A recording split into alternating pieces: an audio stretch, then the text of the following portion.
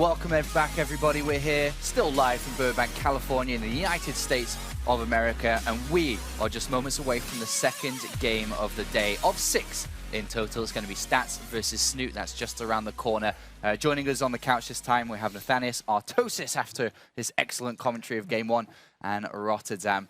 A series there which we saw it go the way we thought it would go.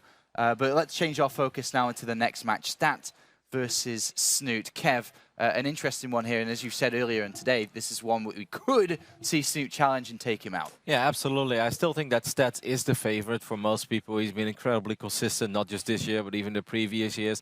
But Snute is EVP. I generally believe that's his best matchup right now. It was very different even 4 or 5 months ago, where he almost couldn't beat the Protoss. But right now, just like a long time ago, remember in China when he took out, I think it was Rain and Classic back then, he is incredibly good at the matchup once more. Defeated Neep, defeated Showtime in Mexico. He put in so many hours just focusing on this matchup, and it even went at cost of his ZVT, which it seems like he cannot win a ZVT anymore if his life depends on it. Well, good news for Snute. There is only 2 Terrans. I really believe that it's excellent macro, that Link Bane style, a little similar to what Dark just played as well. I think he's got a good shot here. All right, Artosis, Stats, you've been following him all year long. Yeah. Well, Stats, it's kind of funny because he's not like a flashy Protoss, and he's never really considered the best Protoss. But he's one of these players that no matter who he beats, you're not surprised. It's like, oh, he beat Mario. I'm like, yeah, I'm not really surprised. Oh, he beat Zest. Yeah, no, I'm not surprised. Oh, he beat Innovation. Oh, I'm not surprised, right? But he doesn't win championships. He hasn't done it yet. He hasn't been able to make it that far. Top 4 is basically where he falls off. And I don't know exactly how far he'll go in this tournament, and I would put him as a favorite against Snute, but like, did you know Snute's never been to BlizzCon? Did you guys? You're like, yeah, we all knew, we prepared. But it's kind of crazy when you think about it, because we've thought of him as like basically the best foreigner for years, right? And he was like the 2nd highest ranked foreigner last year, didn't make it. He was the highest ranked foreigner the year before, 17th place, and didn't make it. It's like, he deserves this so much, and he's so strong right now. So I don't know how this one's going to go. I think this is a really close match. Nathanias, very similar to Artosis. You followed, I mean, he followed Stats, you followed Snute throughout the year from the very beginning. Consistency-wise, this has been a really solid year for Snute. He's shown up. We saw him get to the finals at Katowice. We saw him perform extremely well at the Copa International. Roddy's already gone over his tremendous CVT. And when we look at this match versus Stats, especially compared to the one that we just saw, we see Snute with a much, much better chance of being able to pull the upset here, which it would still end up being, but I think there's a lot of people pulling for him, and I really believe he can make this happen. It's really weird, because even though this has been a super consistent year, it's crazy amount of top 4 and even final appearances for Snute. Also a couple of performances that we really rather forget. Round of 32 Season 2, Round of 32 Season 3, recently WESG qualifier in Europe. Like, those things did not go his way. But even at a qualifier where he drops out of the group stage, he's the only player in the entire tournament that defeated Nurture. So, Snute is really kind of all over the place, but overall it's been a super good year for him. And still, this is the matchup where he got to feel very good about. He said it even in Kiev as well. He's like, back then I think he was supposed to have 3 Protosses in his group, and he's like, yeah, he's like, it's really good. Like, and something that excites me about Snute here is we've had, Nurcho's had his shot at the Koreans this year, Neeb's had his shot at the Koreans this year. Snute's never played against Stats, and Snute hasn't had a tournament game against these big Koreans this year. This is his first time, and if you think back to all the years of StarCraft 2, it was considered, Stefano for a little bit, Bunny for a little bit, Snute for a little bit, and now he's on that stage, and now we get to see what he can do against Stats. Yeah, and it is so weird that he hasn't been there yet this year, because he has been like, you know how we always have like a foreign hope, right? And for the last 2 years, I do feel like it was Snute. Like, we really were all like, yeah, no, he's like basically the best one, right? So, I mean, he can take out Stats. He was actually even more consistent than Stats this year, really. He has like 2 first place, 2 second place, and like 3 top 4s. And yeah, a few that he kind of bombed out in, but if he was any more consistent than that, I mean, that would just, I mean... And the funny thing about Snute as well is that's still not good enough for him. Is he looks at that and says, I should have done better. I mean, you shouldn't forget that 2 out of the 3 times where he did go out in the round of 32, those were the big seasonal championships, so those sting a little bit more than losing in one of the 4 DreamHack stops that are a tiny bit smaller, like obviously you always want to have a good run, but those were the big ones. That's where a lot of money was up for grabs, and losing again against, you know, Guru. Like, you know, normally when we say Snute versus Guru, everyone's going to predict Snute to win that. So that's why I think it really stuck to him and it really bothered him a lot, which makes sense. And you can see behind us, the player's very close to being ready. Snoot's to the left-hand side. Well, actually, they're both to the left-hand side. That was rather silly there. But we do have a couple more minutes. Stats versus Snute then, how is it going to play out? Are we expecting, you know, what type of gameplay more specifically we're expecting to see? You know, I would say that Stats will probably go with pretty standard macro play. That's kind of his MO. And with Snute, he has a pretty darn big range. Like, you normally think of him as a macro player, especially considering how many Swarm hosts he put us through. But he does have that big range where he could do some cheeses. And whichever way it goes, I would expect a 2-1. I'd be kind of surprised if it's a 2-0. So a long series we're expecting overall. I am expecting. I think what's going to be incredibly key here, and it's a little bit to what we saw in the previous game between Dark and Drogo as well, is why Prism play. I think Stats, obviously, like most Korean Protoss players, phenomenal with his Prism. If he finds opening with the Prisms, and if Snute is going to be, instead of out on the map with his units, putting pressure on, he's going to have to worry about his Prism, pull drones away. I think that would be the beginning of the end. I think Prism defense is going to be key here for Snute. And if he does it as well as Stark did on New Gettysburg, then I really believe that Snute has a good chance, because Snute is like the amount of Lings and Banes that show up, sometimes it doesn't even seem fair. There's like 3 Adepts and there's like a whole wave of Banelings rolling in. It's like, all right, well, let's split, I guess, or something, you know? I'm with you on that. Sometimes it doesn't feel fair. Currently, the player's just going for the vetoes behind us. Is there any insight you could perhaps say the way that the game plays out recently, Protoss versus Zerg? Well, something they'll be both wanting to get rid of, or? I was kind of surprised we saw New Gettysburg, because I don't think it's the best Zerg map out there, but I definitely don't think we're going to see Dasan. Frozen Temple is one of these maps where, you know, most people are okay with playing it, even though in the past we said, like, oh, Zerg, you know, or the Protoss opening with Adepts is so good, but Zerg players go a lot smarter against that kind of stuff. So I think it's going to be relatively standard. I figure we'll see King Sejong, maybe Frost, but I'm not sure about that, but King Sejong, Frozen Temple, and then... Yeah, pretty much. Like, I think the reason why New Gettysburg got through with Dark is just because Dark's like, yeah, I'll play late game. That's fine. That's cool. Like, there's not a more confident player in the world, let alone Zerg player in the world. So for him, that's fine. So Snute definitely could ban that, though. Snoot's been very vocal throughout the year that he wants these opportunities to play against the Koreans. You look back to the previous years where he's played them in the Intel Extreme Masters and been successful. You think he's excited? He's kind of looking forward to this? I think it's a big moment for him in regards to just not even just playing versus the Koreans, but as the players that are considered to be able to beat them, because he's not coming in here as the foreign hope. You have a lot of people who are also cheering for Neeb, and you know, it gets even a bit competitive between the foreign scene themselves. We have people that are saying, well, Neeb's going to make it further than this non-Korean player, and for Snute and Snute fans, I think a lot of people want to see him go further, just to, you know, further help represent the EU scene, but he has to come in believing that he can do this. I mean, Stats just recently lost to Neeb, just not too long ago in the Kesper Cup, a loss versus Snute here as well. It's starting to... Yeah, no, obviously that wouldn't be good. I was thinking about the maps a little bit more. Obviously, we're expecting a veto on Apotheosis as well, because that's just a very difficult map, unless Stats wants to go crazy or has some crazy gold base. So then I think that we'll most likely see Galactic Process make it into the map pool, and that's a key map. Like, if Snute wants to take this series, I think he really has to win on Galactic, because I think that's a very nice map for Zerg, and a lot of Protoss players don't play it, because the other two are worse, but they're not super comfortable on it. All right, well, it seems like the players are just about ready. Final preparation is now taking place. So then final thoughts from us. Predictions? Are you wanting some predictions, Yeah, we didn't do it in the first series, so I think we could do predictions now then, because I think this is the first series a little bit more one-sided, you could say, but this one a bit closer. Kev? I'd say 2-1 Snute. Yeah? Okay. I'm actually like sitting up here on the couch. Like I came into this thinking, nah, I mean, I think Dark and Stats are just going to both win their matches, but we've been talking up Snute so much, I've kind of convinced myself the other way. I'm going to go with a 2-1 for Snute, actually. Okay. I'll take everyone back to reality with a nice solid 2-0 for Stats. Thanks, buddy. 2-0. Oh, my God. Thank you very much, gentlemen. We're just now around the corner from starting the second game of Group A. Of course, the elimination match is going to be a bit later on today. We'll be moving to Group B shortly. The casters for this one, you're going to enjoy it, hopefully. Before that, we are going to go to a very quick break, and then we're going to be starting Stats versus Snute.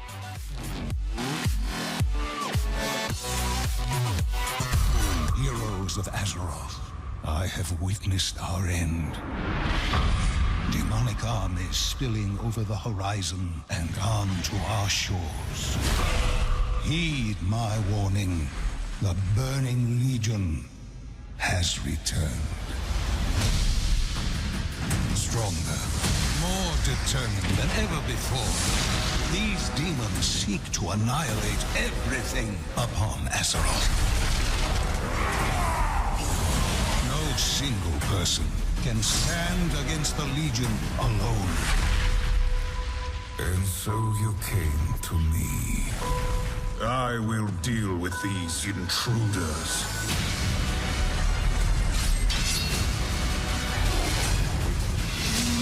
No, she wouldn't. I knew we couldn't trust her! In the end, death claims us all. The Legion cannot be stopped. Our time is short. Now go. But remember, should you fail, all worlds will burn.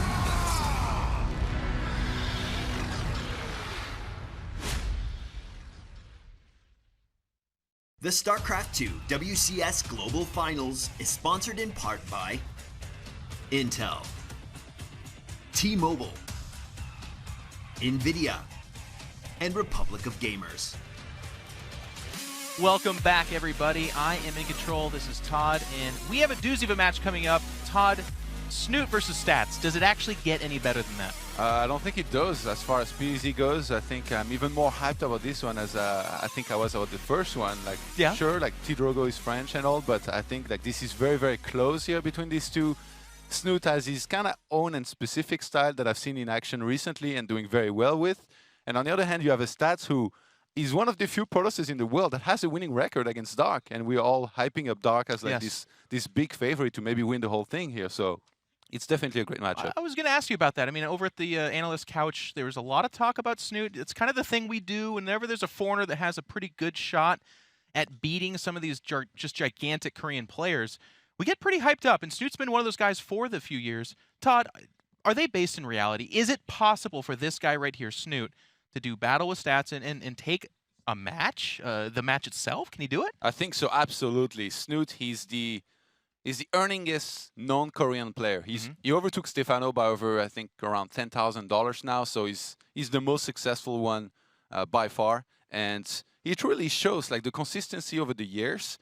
There is tournaments, you know, where he has a little bit of a harder time, but he always comes back stronger. And in his latest tournament, it was the WESG qualifier over in Ukraine. He had a disappointing run. He lost in the group stage. Behind this, like Snute is like really like is unique. He stays in his hotel room, plugs his laptop to the internet, and streams or like practices non-stop. And he was actually practicing and meeting some of the guys that were at the venue with us, and meeting like guys like Showtime on ladder and doing really well against them. So we've got kind of like this running joke about with Snute about how when he wins against Protoss, life is good. Basically, the quality of life for him is decided by how well he's doing against Protoss and just his shape in general and how well he does. Yeah, and as of late, he's been doing really well. Yeah. I mean, to your point, he's one of the most like studious players I think I've ever encountered in the pro gaming scene. He just, if you see him holding a wad of paper, that is not silly pictures. That's not little notes. That's actually like information on all of his opponents, tendencies, that kind of thing. He's also very famous for bringing hundreds of replays of his opponents and really studying them. But here on the screen, we see Stats. Now, this is a guy I do feel like is one of the kind of overlooked Koreans. And I think that's a really weird thing to say because he has been and was the most consistent Pro League player. And by the way, Pro League was an absolutely devastating league of the best players, and this was the guy that was performing the best. He comes over here, he's facing Snute. Snute's very good. Snute has defeated Koreans, but he doesn't do it on like a consistent basis. Todd, are we being weird? I mean, Stats should just put him down, right? I don't know. I feel like, again, like it's really close, but you're right. Like Stats is very easy to overlook because he doesn't really win championships. But as I say that, he gets top 4 pretty much all the time. Last year, he got 2 top 4s in Star League, and he just like keeps on getting these consistent results all the time. This year, he took 2nd in the first one, lost to Dark 2 and 4. He won the cross finals, and then he made top 4 in Kespa Cup, losing only to Nib 1 and 3. Like, I mean, if you listen to these results, like it's kind of hard to remember, put him back there, but he's such a good player himself. Yeah, I'm really excited to see how this shapes up. That first match is pretty good. I mean, we were talking about how Petit Drogo did a good job putting up a fight, but it was like it was like a foregone conclusion. We were like, okay, can Petit Drogo make this interesting? And he did. So good job. But it was an 0-2 loss. Snute, I feel like the expectations are a lot higher for him. We're not like, put up a fight, Snute. You know, maybe take a map. It's like, actually, Snute is one of the guys that could do this. Absolutely, yeah. We see the map vetoes there. Actually, King Sejong Station was removed by Snute, and on the other side, we had Galactic Process and Frost. Maybe a little bit surprising to see Apotheosis come out as first map there. Like Frozen Temple, Roddy touched on it. It's like one of these standard maps. The New Gettysburg is okay, but for Apotheosis to come out there, like it's considered to be one of the maps where Zerg is supposed to be pretty good, right? You have a long rush distance. It's kind of hard to attack into them and stuff. Like, it can be hard for Zerg to attack into you. So very, very interesting things happening here already. And I'm glad that we see, you know, some variations in the maps. I wonder how this is going to go. Snute, he's got a great Ravager bailing style here. That's something that I wanted to talk about, but it looks like we're going to be getting into map number 1 here in a second already in control. Yeah, we might actually have a chance to talk exactly about what you were just describing. These two handsome devils here going to do battle. Snute representing Europe, Stats coming out of that bloodthirsty Korea, the absolute best players. But to introduce them, top left-hand side, the red Zerg, it is Snute. The handsome devil. And his opponents, the lower right-hand side, one of the favorites for the tournament, coming out of Korea, it is Stats. In his career, he's earned around $80,000. Not bad at all. Like, not that's the like highest 80,000 Korean. Like, he's won everything in Korea, though. So that, to me, that's like $80 million. I think that's actually how it translates. In real currency, with the StarCraft exchange rates. If I took 902nd in a tournament and won $100, to me that would be like 1 billion Korean dollars. I think that's how it translates. But we do have a little bit of a start here. Snute's going to go hatch first, and he's going to open up economically, which is, you know, the analysts were doing a great job kind of describing the potential shape-up of this matchup. I think that is Snute's comfort zone. We have seen cheese out of him, and that was what Artosis was talking about, that range. But look at this. Nexus first at the gold. Yeah, and walling off at the natural as well instead of at the ramp towards the main. So that sometimes can leave you exposed to some, you know, links being dropped and stuff. But Snute, he's not exactly the guy that I think he's known for. That what Snute is known for is loving to drone up a lot, going up to 3 bases, getting a ton of units out, and then just crushing you really with whatever he wants to. And like I said, the heavy Ravager bailing style that we even saw early on Frozen Temple when Dark played against Drogo is what I think Snute, as of late, likes to use and does very well with. What a dream opening for Stats. Like, Snute, in this kind of situation, I find this happening quite a bit when there's a perceived underdog and a foreigner versus a Korean, where they're like, you know what, I'm not going to drone scout, I'm not going to open up super risky, I'm going to play safe, and if anything, I'm going to play cagey because I'm going to expect the Korean to take these risks, or I'm going to want to get in my comfort zone. But here, Snute has no idea this gold is taken until that Overlord slowly trudges over and sees the minerals already being mined. And at this pace, he goes, you actually Nexus first against me? Because it's like not that uncommon for a Zerg to do a speedling opening or elevators, lings, that kind of stuff. And I think, like, on the one hand, he's probably going to be like, all right, you're pretty greedy, and I wish I had punished you. But at the same time, he's probably going to think, well, I guess it's green light for 70 drones, right? Like, he's going to start droning up like crazy. Snute, a lot of the time, he welcomes the invitation. He's kind of like Major, you know, Major, for the longest time, he would never, ever cheese. And by that, I mean, never, ever. Like, he would scout somebody playing greedy, and it would be, oh, yeah, you want to play greedy with me? Yeah. I'll meet you there. Dude. Just starts another command center and plays super greedy himself. Yeah, and I think you're right, Todd. To your point, there is the third going down at that gold base.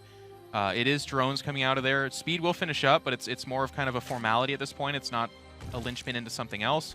I look at this and I'm like, man, Stats, this is going to be an incredible mind game going into the series because this is about as greedy as you can get. He didn't even build a pylon at that gold base until the Mothership core popped out. So just now. And it's, if any other opening, any kind of like, oh no, you're doing that? Well, I'm going to pour on 2-hatch Speedling. I'm going to go for Elevator. I feel like all that's such dangerous play. He's going to start a quick third Nexus with an Oracle there, so still being fairly greedy himself. I think like he's done his studies, like clearly, you know, like this is a very important tournament. Of course, everybody that qualifies is already winning quite a bit of money, but I'm pretty sure that if you're one of these players here, you're looking to try and score $200,000 here with the first place. So you study hard your opponents, you do whatever it takes, and there is a lot of content here from both of these players online. So if you study them, there's definitely some trends and traits that you can pick up on, and I think Stats perfectly identify that Snute just doesn't really attack early on very often. You know, you're actually right, Todd, and I love that point. It's just, to me, that was always like my weakness as a player. Is I was always like, yeah, they know that I know, so that means they'll change their play, or they're going to do the exact same thing. That's where I got stuck. You I was tell like, me I that. have no idea. Well, remember when the Nexus into Gate build was like a thing? I did that against Red 6 games in a row, thinking that he was finally not going to rush anymore. Yeah. Every time he rushed, and I died. And you're like, what? What did you do? And you always ask them, because I always ask the better players, I'm like, why'd you think that? And they're like, I don't know. And you're like, okay, thanks. Appreciate the help. Fourth base for Snute, though. And Todd had talked about it earlier, and he was not wrong. It's been basically pure drones out. We do see a lair, melee upgrade coming in, so maybe some strong Ling Bangling play. We've been talking about that Ling Bangling Ravager composition. We saw that out of Dark. That's very much so in the meta right now. Crushing those force fields, and if you're going to go too heavy on Zealot or Adept play, those Banglings can get some serious area of effect damage. Yeah, it's very good. The thing is, people have started to get better against this already, as with like everything in StarCraft. Right. But if you have 3 Overlords that are queued in 3 different middle lines at the exact same time that will drop, good luck. How exactly are you supposed to defend? It's very, very hard. So usually that's what people aim for with Zoe Laser, using that style very nicely in the past, which actually I think that quite helped T. Drogo going up against Dark, because he practices usually a lot with Laser. So he definitely had some good practice against it already.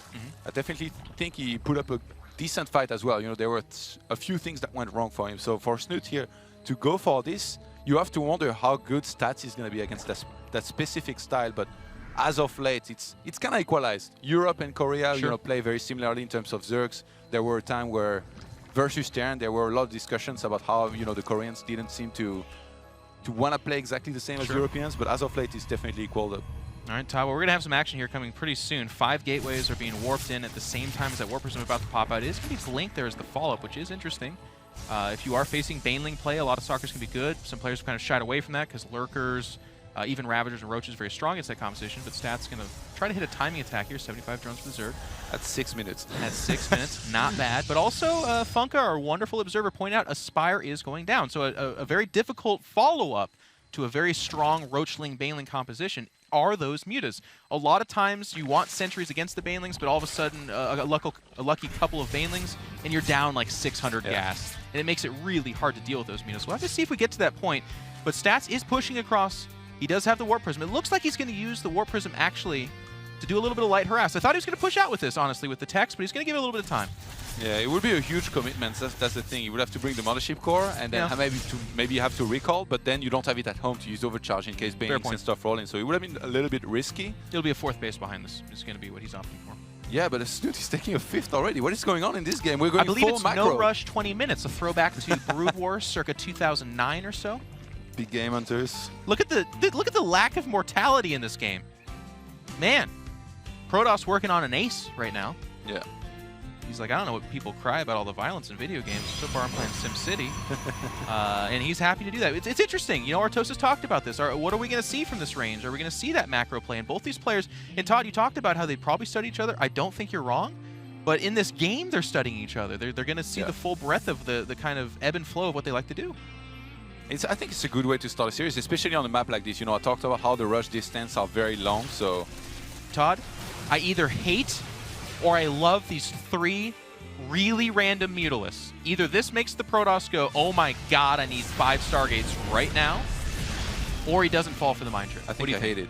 You hate it? I think you do as well, but you are trying to sell something. Yeah. I'm looking at the production tab. There's nothing else. And I love it when Zergs try to be clever, too. They, like, flutter them around. They're like, look, there's 4 Mutalisks. Yeah. You should freak out now. I mean, right now, if you... Oh, my God. Tasteless, that's a lot of Banelings. Yeah. Artosis somewhere right now is actually rolling on the floor, gurgling out the word Baneling. It gets scouted by a single Zealot, though, and here they come. Stats does have some force, but there's no way to break these. There's no Ravage. He's just going to go for the base. He actually disengages. There are the Ravages, a little bit disjointed here. And look at the Zealots. Oh, my gosh. They're like, take me! All of you! Go He's running after out me. of force fields, I think, a little bit. There's a few left. They're gonna have to be perfect, but there are Ravagers to break those away. Yeah, Snute does come in here. There are the force fields timed perfectly. Storm finished, I think, by the way. Yeah, and they're going to have a feast if these Banelings don't start detonating here. Going after that mineral line. There's the Storms on his own probes, doing what the Banelings could not do. So Stats, a generous god. But still, only 5 probes die. Snute kind of shows his hand. He's expanding behind this. So it's not the end of the world, but I think you can't be happy if you're a Snute fan right now.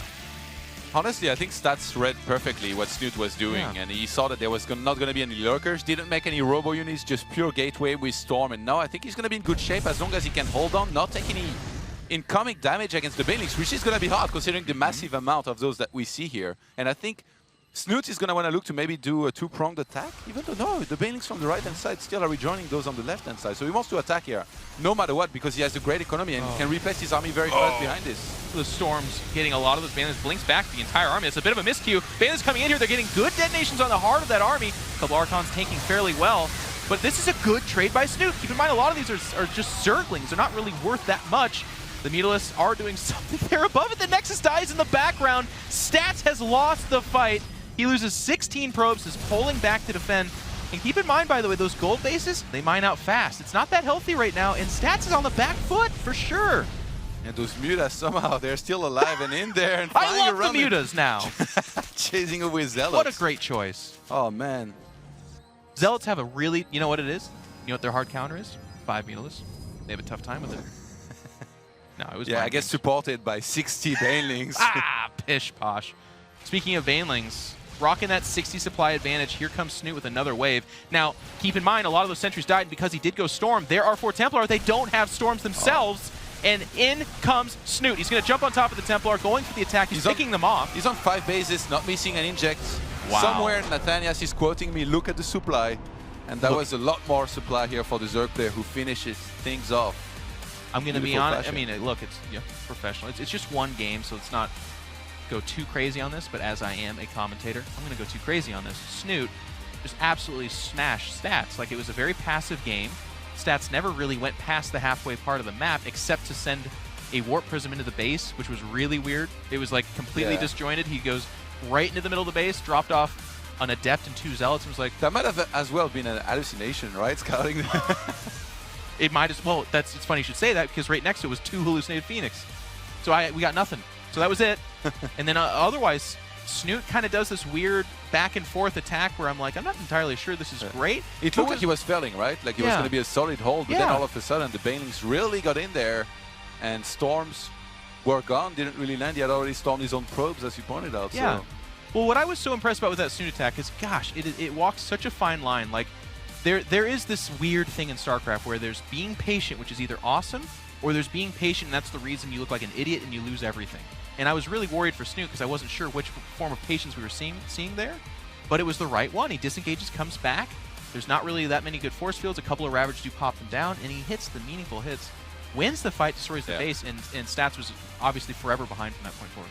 I mean, Snute he's looked so good lately against Protoss over at in Mexico for the WCS Copa Intercontinental. He won against 3 Protosses in a row, and those were Has, Neeb, and then Showtime. Like, if you can beat these guys, you can beat pretty much anybody, even Korean Protosses, I think. And he's proved true here. Once again, you know, the game that I mentioned earlier of Snute playing from his hotel room on his laptop against, I think it was Showtime over when we were in Kiev, when he was already eliminated.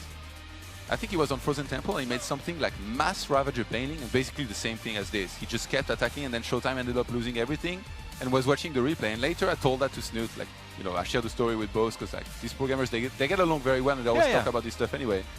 And then we ended up joking with Snute that he said that when he was going to come to BlizzCon, he was going to beat some Protosses, and he was going to make them watch those replays, because they would be very confused as to why they lost to Mass Banelings. And guess what? It happens here already from his first game. He might have beat Stats hard enough that he's never going to watch that game ever again. He's like, let's forget about that. I'm actually really interested on this guy right here. We're zooming in on him. Hopefully the camera stops, but if it doesn't, let's go right into that mouth. I want to get inside this guy. Why? I mean, he has to be, he's like, wait a second, it's a best of 3. I got absolutely butchered in game number 1. This is not going according to plan. He knew Snute was going to be tough. He had to know that. But it looked like Dark versus Petite Drogo in reverse. It was like, it was way over the top. And he again, might, you know, they flex their macro muscles. He might have to play a bit more aggressive. Get timing attack. Well, all right, ladies and gentlemen, we are actually in game number 2. Nope, we're restarting it. Hang on. We'll go back to us. Or just keep being on us. I think because of the map, it encouraged maybe a little bit more passive play in the starts. Okay. Especially to kind of fill each other out, as you pointed out. But now, I think it was Frozen Temple map number 2. Like, we definitely could see a lot more action, I think, from the very start. I don't think that Snute goes crazy and does like some link drop and stuff necessarily. But as far as composition goes, though, as good as Snute is with the Ravager Baneling stuff, I still don't understand the Mutas. Like, I really feel like he could have gotten more Banelings like first. It was or something. mind games. It was. Yeah, I guess it's not a big commitment. No. You might think, but Aspire plus I think it was like 5 or 6 Mutas. It's still like quite a bit of gas. Yeah, right? I mean, to theory craft this down the road here, 5 Mutas, not a big investment like you said, but if he gets him to put down another Stargate and make like 4 or 5 Phoenix, those 4 or 5 Phoenix seem like they'd be like an equal investment. Yeah. But against Ling, Baneling, Ravager specifically, that 500 or 600 gas really hurts the Protoss. Those are Archons and those are Sentries, and those are the two things that if you don't have at least some number of one or the both, you're just dead. I mean, I would love to see a Protoss who's like, oh no, Banelings, and he takes his like 75 Adepts and they all individually spread out. That would be my like angel moment in StarCraft. I'd be like, that's it, I'm done. I've seen it all. I don't need to see Zest might anything do else. it later What? and make your head explode. It would. I would actually just explode, and it would, StarCraft would go viral for that. First commentator to die on the desk would be amazing. Every Protoss that sees a Spire has the same reaction. They're like, Yeah. oh god, Stargate time, flip beacon, have to. panic modes. Yeah. But Stats didn't misreact, but somehow it didn't really matter. Like Snute had too much anyway, and That's kept what on that's- literally rolling in. That's what has me worried for him in this game number 2, because he had as greedy of an opening as you can possibly have. Snute allowed it, by the way. Snute was like, sure, I'll play greedy. And then composition-wise, he wasn't off base. And even defense-wise, it's not like you spammed 19 Force Fields and were like, oh no, Stats, you're dead. So, well, I mean, we'll have to see. He's got to recover, and in short order. Let's talk about these players. Lower right-hand side from Team Liquid, it is Snute. Will they go Spire again? Because I'm pretty sure it's going to go Banelings and Ravagers. That'd be the final form of the mind games. His opponent, can he rally back and really kind of live up to his name out of Korea? It's Stats. I mean, the thing is, with the way Stats played, he didn't really need to go Stargates, right? He was only on a lot of Gateway units, he was getting Blink, he was getting Stalkers. But guess what? Stalkers are really bad against Banelings, so maybe that's the whole point. You go for a couple Mutas, and then if the opponent goes or not for a Stargate, it doesn't matter, because you got the Banelings that will clean up on the grounds, and both Phoenixes and Stalkers are kind of bad against Banelings. Yeah. So what do you get then? Ton. Well, Archons, I guess. I always just get Dark Templar myself. Good answer. Yeah. You I mean, passed. I do want to see what Stats does to kind of bounce back this game. We are seeing that he goes Nexus first. It kind of seems to be the order du jour for right now. But you know what, Todd, again, this is to harp on this point, because I think it is a really good one. I do feel like both these players know each other fairly well. Snute isn't one of the other foreigners we'll see in this tournament, or even like a Petit Drogo, where I do feel like Stats is like, who? You know, I'm not sure I've seen you. They know Snute. Snute has been to Korea. Snute has gone over there for tournaments. He's gone over there for training. Team Liquid has sent him around the world where he's competed on the biggest stages. They know about him. Even Stats, who doesn't make it out of Korea very often, by the way. Yeah, Snute, he's really had a terrific year, I think. He didn't make it to BlizzCon last year. I think he finished or maybe like in around 20th position. He was close. I mean, nobody else did except for Lobo.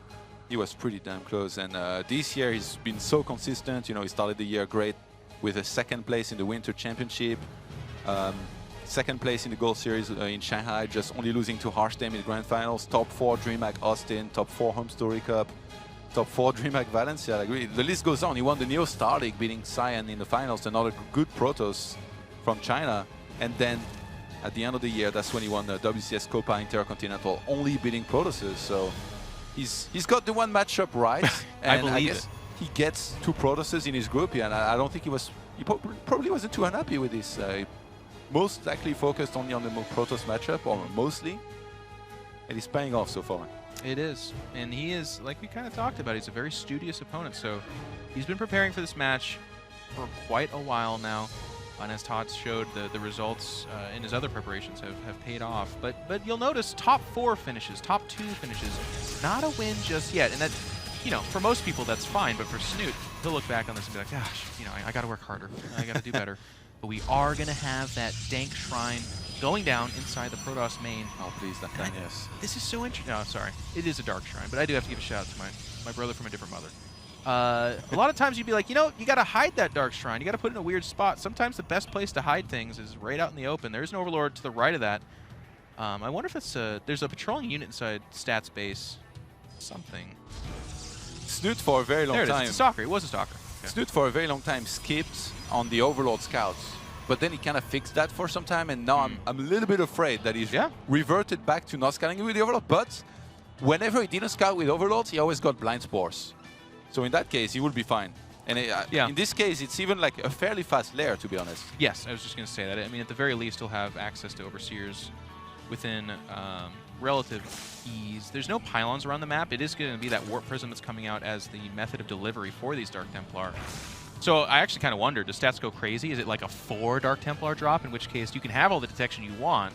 If they can get out of that base, the damage they're going to deal is going to be ridiculous. Yeah. Maybe you can micro them with the Warp Prism, then make 2 Archons, swap in 4 Adepts behind them. That timing attack. Yeah, that can do a lot, but we'll see. Have you seen that too? People are doing the Archon drop with the Warp Prism and you just pick off drones. It is 4 Dark Templar, isn't it?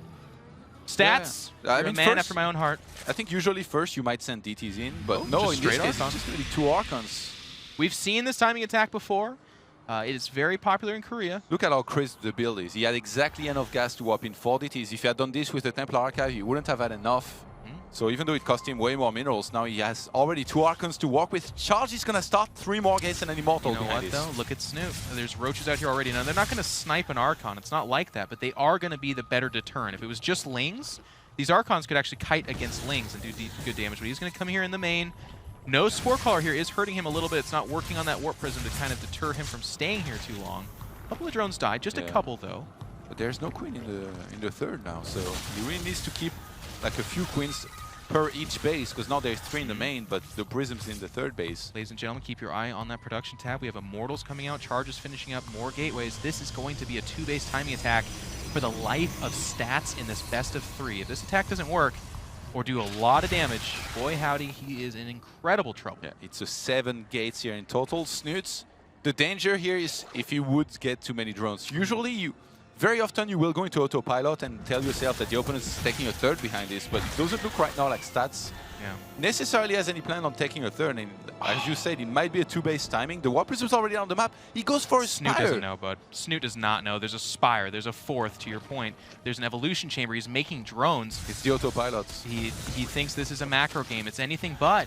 He lost the Ling that was watching the third. There's no Overlord there, so he doesn't actually know. This is going to get messy, and here there's comes a change Stats. At the top, but That's even the now, 4th, though. Yeah, it's so late. He's finally going to send that towards the third base here at the top side of the map. It's going to be too late. He's going to show up, and he's getting units, though. At least he's not droning up. Well, now he's getting Lings. The Baneling that's just now starting, though. He doesn't even have access to Banelings. The Roaches are going to pull back. Army supply in favor of Stats. Stats is going to pull forward. He has to do this now. He could chase these Roaches off creep, but that could just extend time and give Snute more time to churn out units. He's going to go forward here.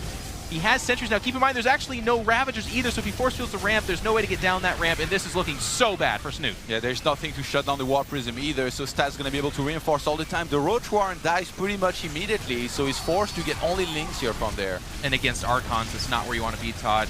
The drones are trying to amass some kind of defense there, but Snute is in so much trouble. He just simply did not see this timing attack coming.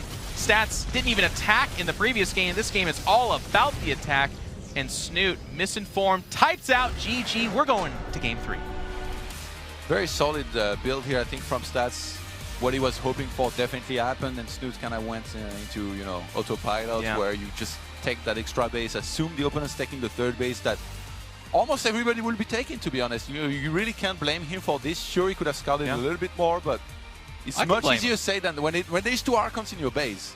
You're not focused on sending a unit across the map to check if the opponent's taking that base. Well, you're Todd, focused on saving your economy. You foreshadowed earlier, though, and like a pretty, you're a good professional commentator, I would imagine, because you're like, yeah, well, thank you.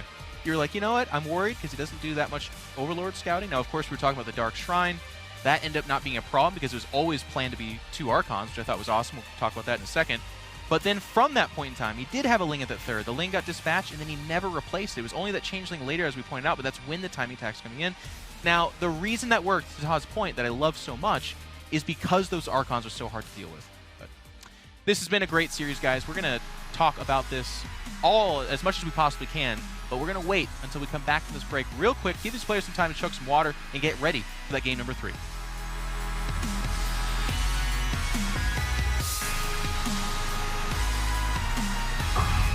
Heroes of Azeroth, I have witnessed our end. Demonic armies spilling over the horizon and onto our shores. Heed my warning. The Burning Legion has returned. Stronger, more determined than ever before. These demons seek to annihilate everything upon Azeroth.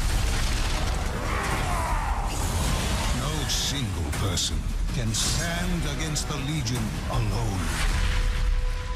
And so you came to me. I will deal with these intruders.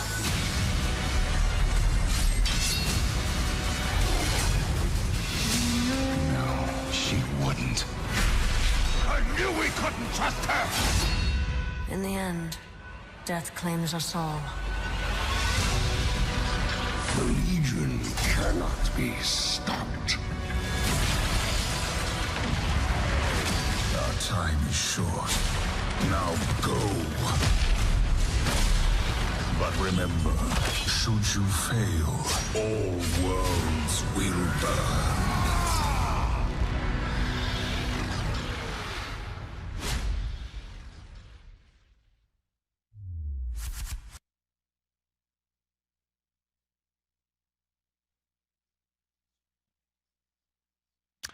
And we are back, ladies and gentlemen. Going into game number 3 between these two Titans. They've lived up to the hype, I think, for different reasons. We've seen Stats go ultra greedy. We've seen him go ultra aggressive. What is it going to be now? Oh, man. What's in the middle? He's going to be like ultra.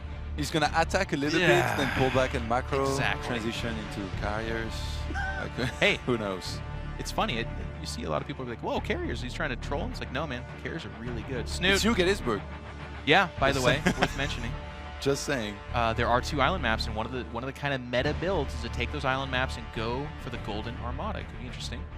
I don't know that Stats do that. I feel like he's the kind of guy that, like, when things get rough, he falls back to his like, this is what I did. Yeah. Well, we'll see.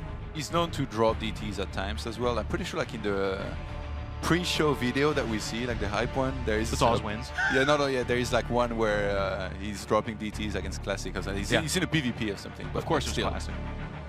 It has to be. Snute, one of the kind of checks against him is his nerves. Can he remain calm? Can he remain true to all the work that's got him to this point right here? Stats versus Snute. It doesn't get much better than this, ladies and gentlemen. We're going to game number 3 right now. Lower right-hand side from Team Liquid. It is Snute. Love the accent. I love it. As an American, no matter what accent I put on anything, everyone laughs, including other Americans. They're like, oh, you fool. His opponents, lower left-hand side, able to bounce back in game number 2, pushing to game 3. It is Stats. One of the most successful and consistent players in Pro League this last year. Still not really given that recognition, though, as one of the most deadly Protoss. I mean, in this tournament alone, who do you place above him as a Protoss?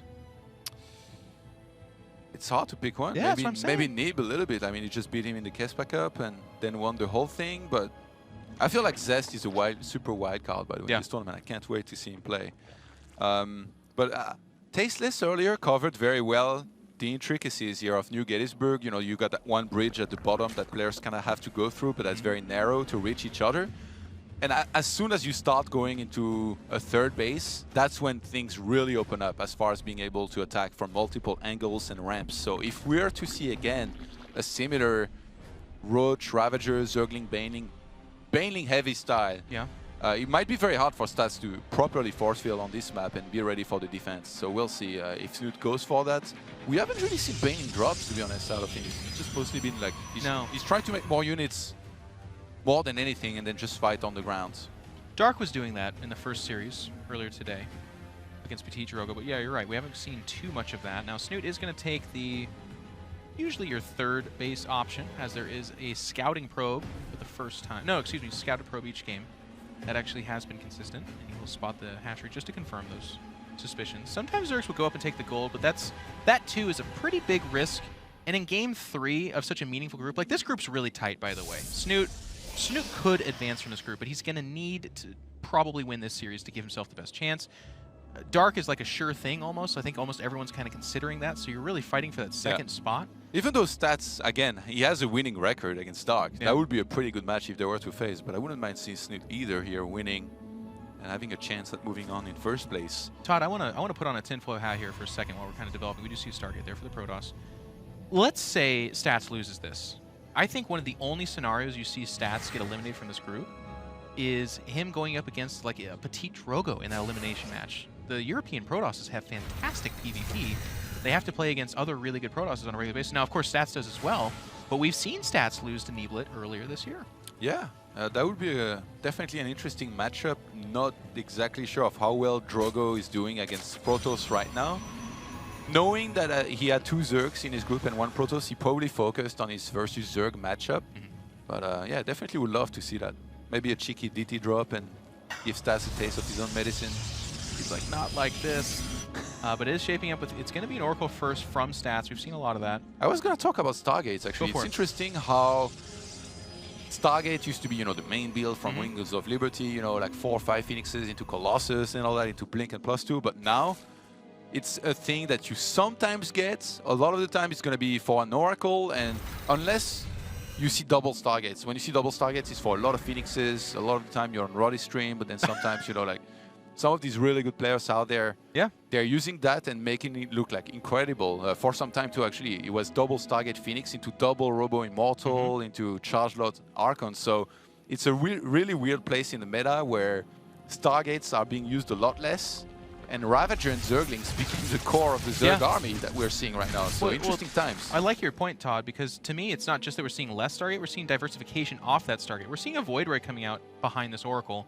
It's going to fulfill that role of early Phoenix where it's going to kill an Overlord or 2. It's going to kind of make sure there's no drop access going on too easily here. Nice little fight going on here. Shades away does Stats to hopefully not lose. Yep, he gets both away, but the third will be delayed. To finish the point, though, you see Phoenix, you see Oracle, you see some Void Rays, and then later it's Carriers and Tempests. We see Motherships. It's been nice that it's not a foregone conclusion. You only see the one thing, and there is that Overlord going to die, lower part of the map. I do have to say, though, Snute is shaping up to take a 4th, and he's reasonably sure he's not facing a timing attack. I think he's mostly right. There's not a huge swell of gateways behind this. There's actually a little bit of tech with that Robo. Yeah. And if he can establish his 4th while the 3rd's going down for the Protoss, that's a darn good spot for our Zerg. And this is a déjà vu, by the way. No, you don't say déjà vu. That's with the American. Let me try it. Is it déjà vu? That's it, right? Déjà vu. All right. Yeah, we already it's a saw this Montrealan term, I believe. Earlier when T. Drogo was playing against Dark. He opened with an Oracle, then went into a Void Ray. The great thing about this is that you get so much vision, not just from the Oracle, but like the Void Ray will clean up Overlords throughout your base. And then there is always the threats of the Protoss maybe taking those islands, because he's got kind of the air control going into air. And as a Zerg, you really have to be kind of worried about that, maybe scout a little bit extra for it. But I like what Stats has done of not actually going for this, just going for Resonating Glaives, adding more gates, because that's not going to be expected. That's actually a crazy amount of gateways here. He's getting 4 more when he already has, I think, 3. So timing up with that Warp Prism, he's trying to take his 3rd at the same time. Snute doesn't really have the Lings out there to make that a really tough call, like cancel the 3rd and say, okay, now you're on 2 bases and you have to all in. But on the back end of this, Snute is getting some Roaches out in conjunction with this Force moving out. It is going to be mostly Adepts. If you don't have Roaches, you're dead. You want some Banelings here as well. And we do see Stats with a slight army advantage. I do believe Snute's coming up on the swell of units, though, exactly. Banelings are going down at the natural. He won't have speed. That upgrade has just began.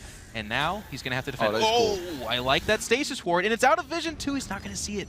If he can trap a bunch of Zerglings there, that would be really nice, because then there would be army that wouldn't be there. He's going to send Adepts into 3rd base and main base at the same time. Can Snute defend well enough? If he starts losing a lot of drones, he's going to be in so much trouble. Banelings moving in. They're going to try to get a big hit, but they only get 2 of the Adepts there. 1 survives. Shading into the natural is Stats. He's going to go ahead and start slaughtering drones there as well. And all of a sudden, that 4-base advantage for Snute becomes a bit of a deficit, if you will. Even shading away from the 3rd base, where I think he was actually just kind of winning the fight. I don't even know if he had to shade away from that. And ring around the rosy we go. The Warp Prism's still alive, and this is not looking good for Snute. Yeah, Snute might have drawn a little bit too hard there. He was up to 70 before he started losing all of them. He's already lost 22, and he's going to be way more. I think he has a lot of Roaches behind this, so there is some counter-attacking capability. And actually, Stats has 0 units at home. except the one adept in his wall, but he's just gonna kill so many units and keep Yeah. Snute busy at home for a long time. It's such a tough spot for Snute. I mean, there's so many adepts, and this is a nice little catch here. He's going to start to thin the herd. But there's so many adepts, they actually just win the fight when they're by themselves. But with that amount of roaches, they are going to push over. And Snute is only making units. I think he might have to counter-attack here behind this. He's lost enough that it will be justified. Remember, there is that one Void Ray, though. Which he might have to It's going to worry have a about. tall order, I guess. Yeah. I mean, yeah, it'll do. There he is. He's like, you know what? You guys got this. There's still the threat of the War Prism, though. That's still around his Yes. base. There's still the Oracle with, by the way, 117 energy. That's like, he could kill 80 Banelings at once. Yeah, absolutely. Zerglings. If Snute will be kind to just leave them there, the Oracle will go to work for about 7.5 minutes.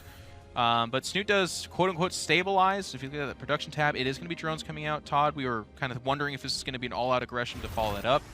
The nice thing is he does have 4 bases, and he did retain most of his queens. I think he might have lost 1 or 2. But for the most part, his ability to kind of bounce back from this is nice. And you can see that reflected down in the production tab, but also the supply count. Now, Stats is not far behind. I'm not trying to sell this as like Stats is dead or something. He's obviously not. But I don't think Snute's dead is the point I'm trying to make. Yeah, he's in trouble, though. Losing 27 drones like this really put him behind compared to where he wanted to be. And Okay, it was 4 Stats queens. behind is... More than a couple. Yeah. Stats from there, like...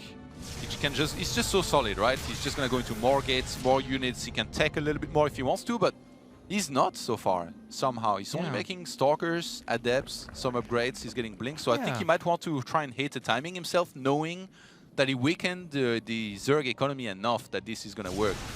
He's going to push out there off the back of those 2 Immortals. Only 4 sentries, and they're not really old sentries, so they don't have that much energy. But keep in mind that War Prism, I think it's still at the southern part of the map, so it's still threatening to do a big warping of units at the bottom. See a nice energy count there. Gosh, I hate this So Spire. Snute's on the back end here. He's going to have to defend. I really hate this Spire, man. I You hate the don't Spire? think it does that. Yeah, it's...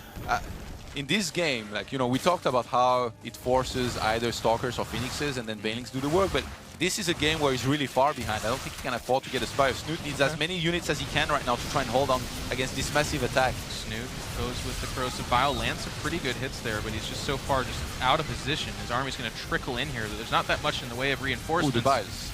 Biles get dodged. There's a lot of Stalkers here, and if he had Banelings and Lings, I'd feel better about this engagement, but right now he's just kind of trying to not die. There are the Lings. They're going to pool in here. But without support of too many Roaches and Ravagers, it's looking like their numbers are thinning, and Snute not really doing that great in this fight right here. It does look like he deflected what was going on in his main, but a massive warping at the natural, and all of a sudden, he's got to defend in 2 points, and he's defending with kind of remaining units. He's going to evacuate the 4th and give it up. It's a tough call, but maybe the best one in this situation. If Snute can hold on there, he might have a chance. Like, he took 1 more base. He's still ahead in Walker, 65 to 60 right now, even though he might lose some more. And upgrade-wise, he's actually doing all right. He got +2 melee against a Protoss who stayed on +1 for the longest time, and only now he's starting +2 attacks. So upgrades, okay-ish for Snute. You can see again, they're neck and neck in supply. Snute does retain a lot of those units. If he went into Baning drops now and timed those really well, Snute might be able to do good. Yeah. He already got +2 attacks, so those will blow up probes at once. It's a hard map for that, though, Todd. If you look at the map, there's no Overlords Yeah. over there. There's no Lings. He doesn't have map control. So, I mean, I agree with you, but I think that's a far cry from actually happening. Especially with the Protoss army, he's sticking in the whole map. Sometimes Life is hard. And Snute is going to take the less optimal 4th base in the middle. He's going to retake that top right-hand side 5th base. And now, you know, if you're a Stats fan, you're like, okay, I really like this position. But I'd get a little bit nervous. If he's going to pull back and play passive and give Snute a chance to get back in this, Snute's cutting a few corners here, and it's giving him a chance to come back into the game. After game number 1, I talked about how Banelings can be great against massive amount of Stalkers. This time around, I'm pretty sure Stats is going to want to be super careful. He knows all that's happening. He sees this army. He knows that there's going to be a ton of Banelings with it. So he goes into Storm again.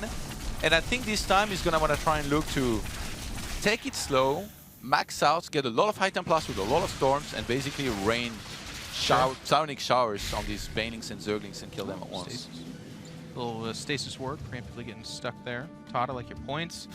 I do have to say, though, Snute, getting back into this. He's got the Ling Baneling composition like you were talking about. Storm is very good against that. The Christmas package on top right. I do have to say. Oh, and the Baneling's already there. I love, though, Stats' commitment to just always having that War Prism out. He lost the one earlier. Boom, another War Prism out on the map. I think that's a staple of Protoss players. No, They're don't not choose the doing Banelings. that. It's so great, by the way, that he saw that, because that would have been an easy snipe on that hatchery otherwise, which was already damaged. And now, Todd, do you start to like that Spire? Because here comes 6 Mutas. Well, The real difference maker here. there's 27 Blink Stalkers, but going around bases can being be annoying. difficult. So if he uses that to maybe snipe some probes here and there, Get the Warp Prism. could be by the way. okay. Yeah, actually, yeah, shutting down the Warp Prism would be really useful, even though he's got Ravagers. But Yeah. I guess you want to use Bile on the army if you can instead of the Warp Prism. So that Warp Prism will be chased off, which is nice for Snute. That lets him know, okay, these bases are safe. You don't have to park units over here and wait. Now, Snute is stuck on a big army of things he wants to trade out. I know it's a weird thing to describe because earlier it's like trade. He's holding on for dear life, Jeff. What are you talking about? But here we go. He's morphing in more 28 Banelings. Banelings against 31 Stalkers. I It's like the love- Matrix, man. They made one machine per For each person. That's a good reference, my friend. Usually the Matrix is just a... Well, anyways. I do like, too, by the way, that the Oracle has continued to be a nuisance throughout this game. That is one of the reasons why we see diversification off that Stargate. Oh, this is good. 15 probes. Yeah. What? How do you get so many? All of a sudden, you have a Protoss. He's going to go into this fourth He's on base. 49. He's on 49 probes now. Here we go. He's attacking to the fourth base. He's going to kind of pump fake back out again. Protoss remaining true and on top of seeing what's going on there. No Stargates being added, by the way. And this is the time where, by the way, as a Zerg, right now, his economy is going to be left undisturbed. Snute can drone up a little bit more, saturate his bases. As long as he can deal with that army here of Stats, who's apparently ready to go for it. Here he comes. And he's going to push forward. He does have that tower. There are storms behind this. If he can land the good storms to get those Banelings out of the way, this could go very well for our Protoss player. Again, kiting backwards, annihilating a majority of those Banelings and even the soft Zerglings. Snute's going to have to disengage. Yeah, 14 more Zerglings and 17 more Banelings here being morphed and made. How many more storms? Like 1 or 2, maybe? Oh, 3 at least, I think. Okay. I see one of those High Templars has Gotta land. 180 Banelings are energy. actually behind him there. If Snute can get an angle, well, here we go. Stats is going to push in there. Kind of a bad storm there. Archons are isolated, but good storm in the background. Zones off those Banelings. They're going to come back in. Is there another storm for them? Yes, but it kind of whiffs. They're going into the middle. Ling's kind of circling to the side. The core of the Protoss army is remaining true. Good blink backwards. But I feel like a lot of his units don't have the staying power. Does Snute have the ability to reinforce? 42 Zerglings are coming in. And again, those Mutalisks, like, what are you doing? They're actually not doing much. Blinks forward, kills Stone Immortal, unfortunately. And he's going to have to fight here. That blink forward might have been a problem. The drone's going to come in and try to help, but no, the Snute just doesn't have enough. It's just Zerglings coming out. Any reinforcements for the Protoss can be way too much, and he has weathered the storm up 50 supply. He takes this series 2-1. Stats will face off against Dark in that winter match.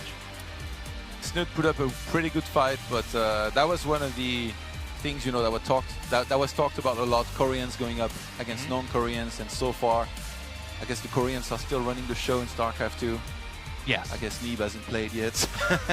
But yeah, that was a competitive series, though. You know, Snute, a couple of things he could have done better, I think, and this might have gone his way. But Stats, he had a clear game plan here. In game number 1, he wanted to play a little bit more passive. He saw that that didn't go to his way at all, and then he fixed that so beautifully in game number 2, all-out aggression, and game number 3, same thing, like a massive timing. Just on top of his mind games. Opening Stargate, like I said, is very strong. You deny any scouting from your opponent, and then that 7 gates War Prism, Snute just wasn't ready. Would have to agree. A nice series, but Snute does fall. He will have more chances, or at least a chance, to fight for his life, as we'll see later today. But for now, ladies and gentlemen, we're going to go to a break, and when we come back, we're going to hear from our winner, and we're going to hear from the boys on the couch. See you soon.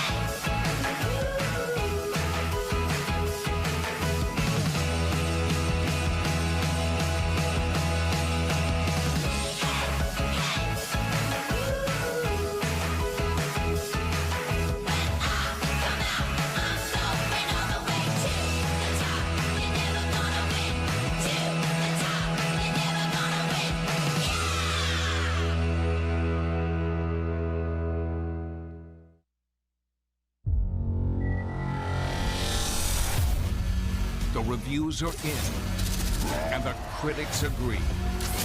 Overwatch is a perfect 10. Psst, what are you looking at?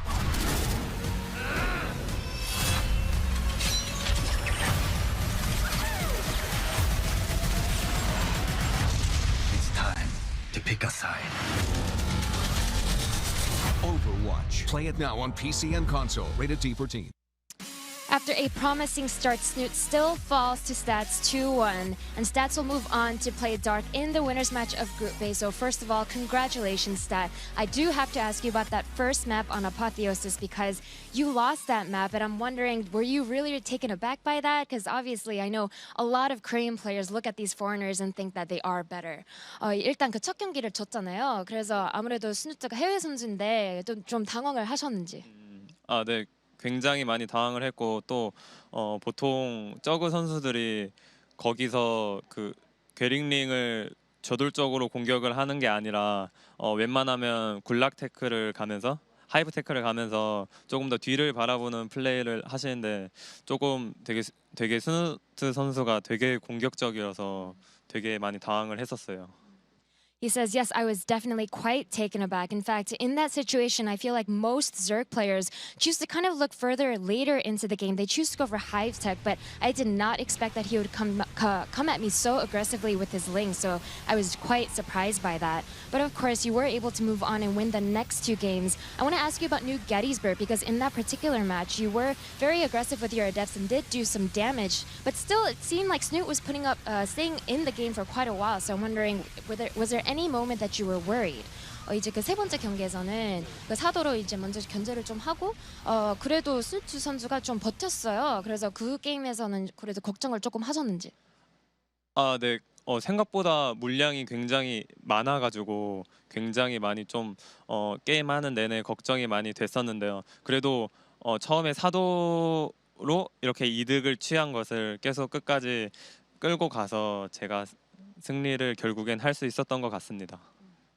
So he says, definitely I agree with you. I feel like he was able to stay in that game for longer than I expected, but I tried to hold on to the advantage I gained from the beginning with my adepts, and I think that's why I was able to close it out. And of course, I mentioned this earlier, but you will be facing Dark. Now, you guys have quite the history, played 2 times in the finals already this year. He sounded really confident at the aspect of potentially facing you, but what are your thoughts? 이제 박영규 선수를 만나게 될 건데 아까 전에 박영규 선수는 좀 자신감 있다고 했어요. 결승전에서 이번 년에 2번이나 만났는데 소감이 어떠세요?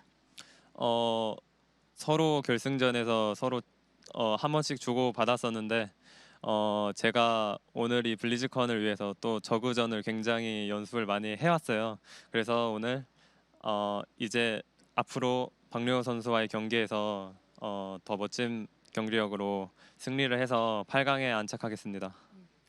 So he says, yeah, I've played Dark in the finals twice. He won once and I won once, but I practiced my PvZ a lot headed into this tournament. I'm going to make sure to show a really impressive performance there and beat him and secure my spot in the round of 8. Congratulations again. We'll see how you play against Dark in your winners match. But of course, let's hear what the boys have to say about that series. Thank you very much. Makes a very confident interview there from Stats as he goes up against Dark in the winners match on Saturday. That does mean that Drogo and Snute will be playing against each other later today to decide which one of these players is sadly going to be eliminated on day 1. Artosis and Roddy, you both did choose Snute. Yes. Our friendly man over here chose the eventual winner. Well, he was wrong too. He said 2-0. So. He is the PvZ expert, so that's right where it counted. No, I mean, it was still a pretty good series overall, I would say. Like, Snute definitely put up a pretty heroic fight after losing like 400 drones in Game 3. So, you know, I felt like he still did a good job, and he definitely showed that it's going to be a close series. Yeah, we have some highlights here of the games that happened, and there's going to be a lot of it we can talk through it, Kev. Some of the points that you want to bring up? Yeah, I think game number 1, like I like Stats' build. I said I think we only see Apotheosis if he does some crazy gold-based build. He did, but his build was tailored towards Zerg aggression, you know, and the Oracle, which can be very good against Link Floods, and then a Void Ray to shut down any sort of Dropper Lord. But then Snute is like, well, you know, you take the gold, I'll take the gold too. And I go up to 4 bases at the 4-minute mark. mark. What are you going to do about it? Well, in the end, not all that much, because Zerg's macro is just so incredibly sick. Obviously love the way that Snute executed his final attack, you know, with the 2 waves of Banelings. It was just very well done, but he was able to do that because he was so incredibly rich, and that's where the problem later on was in Game 3. He was just not as rich as he was on Apotheosis. Game 2, though, with this Archon drop, like, obviously that was doing some good work, but Snute did scout that there wasn't a third base up, and if you're already doing Archon drop and there's no third base, I was a little bit surprised he took a 4th instead of just really prepare, because something has to be coming. You mean like the how do you call it? From the, damn it. How do you, Frozen Temple? Yeah, no. Archon drop? From the Overseer, what do they drop? Changeling. You mean the Changeling drop? But that was too late, though. Like, I feel like that was way too late. Because I don't think he scouted it before. I'm sure that Snute really thought he was playing against the macro-oriented opening here. Maybe he checked it once early on, but after that he just made I thought many Changeling was drains. sitting there for quite a while, so... I saw one arrive very late, but by then he had 67 drones and a Spire and a fort, so he was super dead. I mean, here you can see some highlights from Game 3 as well. Adepts. Adepts. You know, they can be all right. as Neeb once said, they are pretty good units, and we saw a lot of them on this map. Yeah, a lot of drones and being killed off. That really gave him a wonderful edge moving into the net. Yeah, I mean, well, after that much damage from Adepts, normally you end up winning. It was a little bit surprising, like, just how heavily he droned in that game. It almost felt like a flashback to Liquid Ret, not Liquid Snute. You know, it was just like so econ focused. You know. But he fought back really strongly. Yeah, absolutely. Still gotta give a lot of credit to Stat, how he executed that early on. You know, it's not that easy with adepts. Obviously, you always find some openings, but if you make 22, 24 adepts, you need to find more than just a small opening. You need to do way more than just a couple of drones, and I think he did a phenomenal job in keeping Snute busy for long enough that he had a small transition at home with the Immortal and, you know, the Blink finishing up, and then immediately set up his next attack, which wasn't meant to kill Snute. All it was supposed to do is, like, either I'm gonna kill a whole bunch of drones again in the main or natural, or I'm gonna kill your fort. You know, you choose. And in the end, he killed the fort. And Seth was like, all right, I'm satisfied with that. I'll go back again. That was really well done.